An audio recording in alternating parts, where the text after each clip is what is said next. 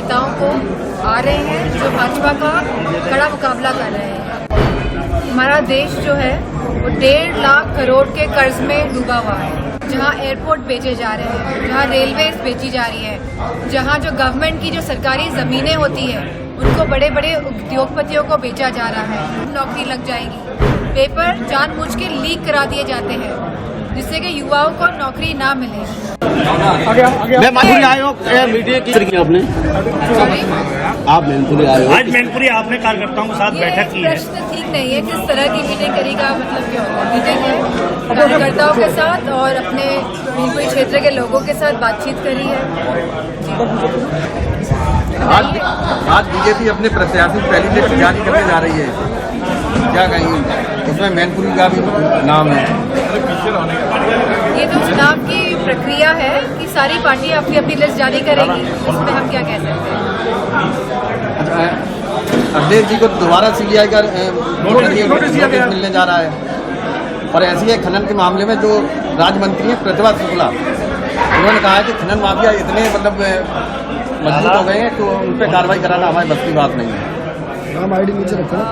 जो कह रहे हैं, जो प्रकरण हुआ है कि सीबीआई का ये जो नोटिस आया है, तो मेरा मानना है कि इस तरह के नोटिसेस बहुत सारे नेताओं को आ रहे हैं जो भाजपा का कड़ा मुकाबला कर रहे हैं। तो ये उसी श्रृंखला में एक कड़ी है, क्योंकि भाजपा जानती है कि आज देश की हालत क्या है। हमारा देश जो है वो 1.5 लाख करोड़ के कर्ज में डूबा हुआ है। जहाँ एयरपोर्ट बेचे जा रहे हैं, जहाँ रेलवे बेची जा रही है, जहाँ जो गवर्नमेंट की जो सरकारी ज़मीनें होती है उनको बड़े बड़े उद्योगपतियों को बेचा जा रहा है, जहाँ हमारे युवाओं के जो पेपर दे के आते हैं, जो आशाएं जागृत होती है कि शायद अब नौकरी लग जाएगी, पेपर जानबूझ के लीक करा दिए जाते हैं जिससे कि युवाओं को नौकरी ना मिले। ऐसी योजनाएं लाते हैं अग्निवीर जैसी, जहाँ गांव की अर्थव्यवस्था, क्योंकि गांव के लोग ही फौज में जाते हैं, किसान का बेटा ही फौज में जाता है, हमारी सरहदों की रक्षा करता है।